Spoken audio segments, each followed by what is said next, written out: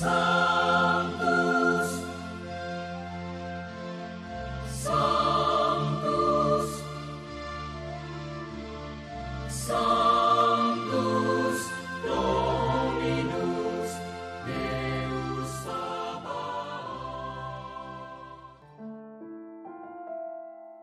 Bapak, Ibu, dan saudara-saudariku yang terkasih dalam Tuhan kita Yesus Kristus, salam sejahtera untuk kita semua. Berkat Allah yang Maha Kuasa senantiasa menyertai kita. Hari Rabu tanggal 13 September tahun 2023 adalah peringatan wajib Santo Yohanes Chrysostomus, Uskup dan Pujangga Gereja. Yohanes lahir di Antiokhia, Syria antara tahun 344 dan 354 dari sebuah keluarga bangsawan. Ia dididik sesuai dengan cara hidup kebangsawanan mereka. Ketika berumur 20 tahun, ia belajar retorika di bawah bimbingan Libanius dan dibaptis menjadi Kristen. Bersama dengan beberapa temannya, ia mendalami hidup membiara dan belajar teologi serta menjadi rahib di pegunungan Antiokhia. Pada tahun 386, ia ditahbiskan menjadi imam oleh Uskup Flavian I dari Antiokhia. Sepeninggal Nectarius, Patriark Konstantinopel tahun 397, Yohanes dipilih sebagai Uskup Konstantinopel. Pada masa itu, hidup susila penduduk kota sangat merosot, sehingga ia membuat pembaruan hidup moral di seluruh kota dan di kalangan rohaniwan-rohaniwan. Kepandaiannya dalam berpidato diterapkannya dalam pembaruan tersebut. Ia menerapkan sabda Tuhan secara tepat sesuai dengan situasi kehidupan susila umat. Oleh karena itu, ia dibenci, ditantang dan dikucilkan oleh pembesar-pembesar kota dan uskup lainnya. Banyak penderitaan yang ia alami dalam pengasingan. Ia meninggal dalam kesengsaraan sebagai saksi Kristus. Yohanes dikenal sebagai uskup yang saleh. Karena kefasihannya berbicara dan tulisannya yang berbobot, ia dijuluki Chrysostomus yang artinya si mulut emas.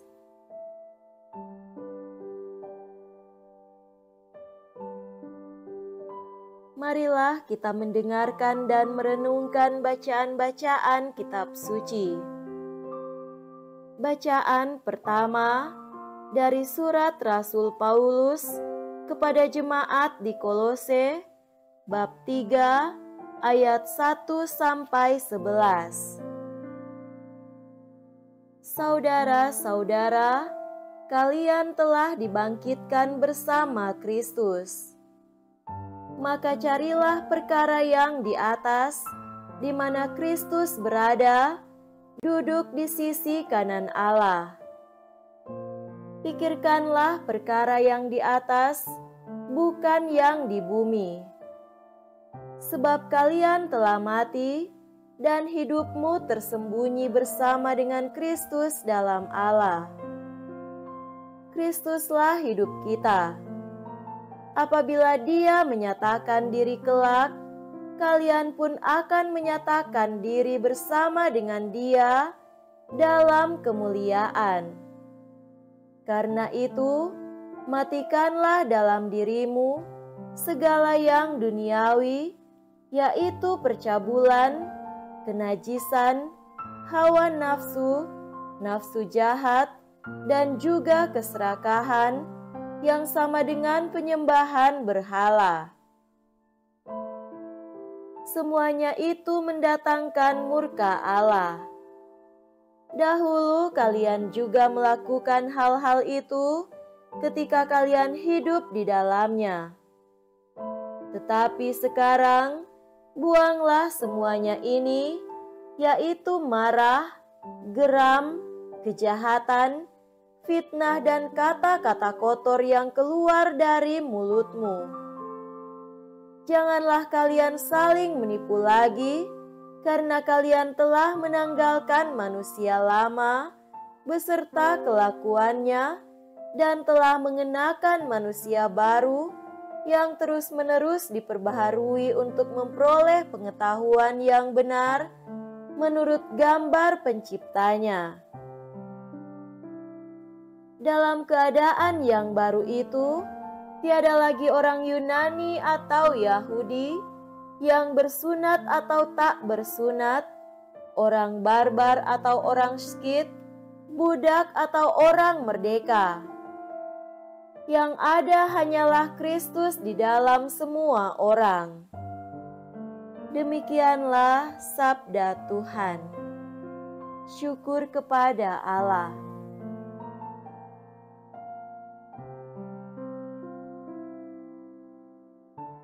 Semoga Tuhan beserta kita sekarang dan selama-lamanya.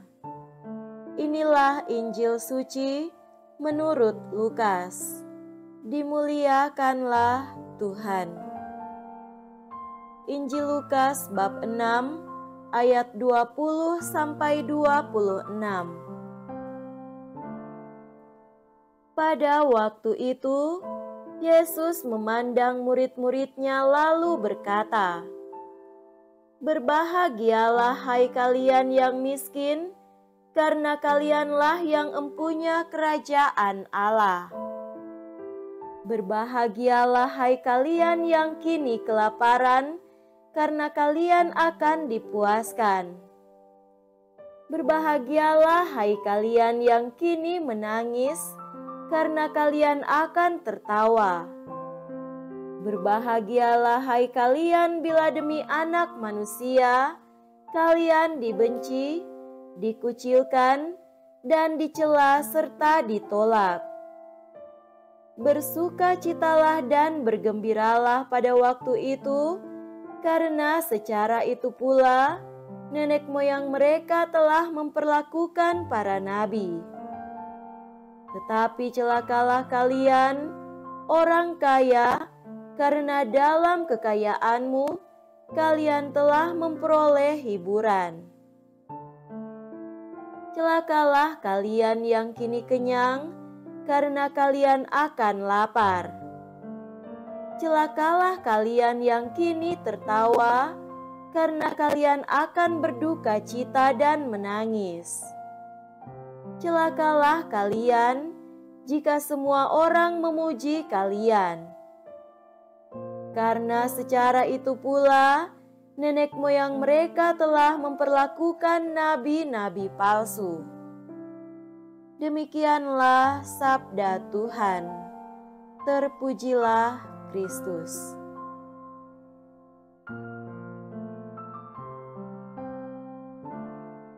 Saudara-saudariku yang terkasih dalam Tuhan kita Yesus Kristus, tema renungan kita pada hari ini adalah pembaharuan hidup.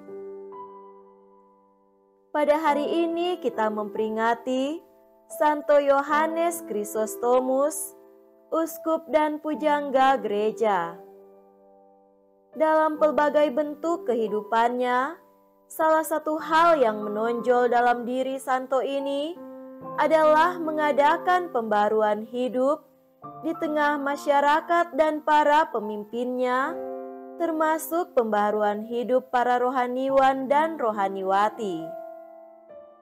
Betapa tegas dan berani ia melancarkan kritikan demi mencapai pembaruan hidup itu. Para penentangnya juga dengan gigih bertahan dalam kekerasan hati dan pendirian. Namun upayanya yang tak kunjung henti dan penuh kesungguhan hati serta keberanian itu pada akhirnya mencapai tujuannya. Keberaniannya untuk berkata-kata, tetapi juga khotbah-khotbahnya yang begitu dalam dan mendasar, membuat ia dijuluki si mulut emas. Saudara-saudariku yang terkasih, bacaan Injil hari ini berbicara tentang upaya Yesus dalam melakukan pembaruan hidup masyarakat Yahudi, khususnya pembaruan hidup para pemimpinnya, yakni ahli-ahli Taurat dan orang-orang Farisi. Injil Lukas bab 6 ayat 20-26 memberi warta kutukan bagi yang kaya dan penghiburan bagi yang miskin. Pengertian kata kaya di sini tak bisa dimengerti dalam konteks sekarang. Kata kaya di sini mengacu pada kehidupan Yahudi pada masa Yesus yang merujuk pada orang-orang yang menjadi kaya karena mengorbankan rakyat kecil, menindas yang lemah, dan merampas dari orang-orang yang tak berdaya. Di antara mereka terdapat orang-orang Farisi dan ahli-ahli Taurat, juga para pemungut cukai, tak luput orang-orang Saduki yang memang justru bergiat dalam bidang-bidang harta duniawi seperti itu juga. Karena posisinya, mereka memiliki kuasa untuk melakukan apapun untuk mencari keuntungan di atas derita orang lemah. Pembaruan hidup didengungkan Yesus agar para orang kaya ini bertobat dan orang-orang kecil diberi kekuatan untuk bertahan. Saudaraku terkasih, Paulus dalam suratnya kepada jemaat di Efesus memberi kita warta yang baik untuk pembaruan diri. Carilah perkara di atas, bukan perkara dunia. Karena itu, Paulus menasihati jemaat di Kolose untuk meninggalkan hal-hal duniawi seperti percabulan, kenajisan dan hawa nafsu, nafsu jahat dan keserakahan. Itu semua harus ditanggalkan dan mereka harus mengenakan manusia baru. Secara sama kepada jemaat di Efesus, dalam bacaan khusus pada hari ini, Paulus menasihati supaya jemaat di Efesus mengadakan pembaruan hidup dengan mengganti sikap yang lama dengan sikap yang baru, yakni rendah hati, lemah lembut, dan sabar. Semoga demikian. Amin.